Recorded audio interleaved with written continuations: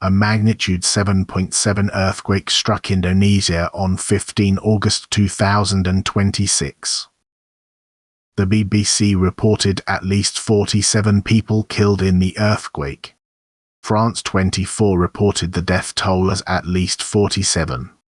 The Guardian reported at least 47 people killed. France 24 reported a death toll of at least 38. The BBC reported a tsunami warning was issued and later lifted.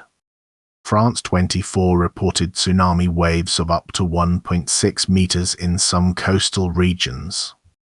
The Guardian reported tsunami waves of 1.5 meters in several areas.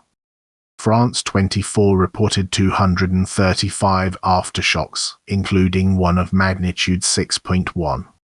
The Guardian reported at least 235 aftershocks, including one of magnitude 6.1.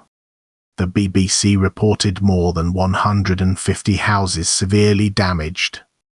France 24 reported nearly 160 houses damaged. The Guardian reported 346 homes damaged. The BBC reported 2,000 people evacuated or relocated. France 24 reported a magnitude 6.9 earthquake struck Sumatra. The exact cause of the earthquake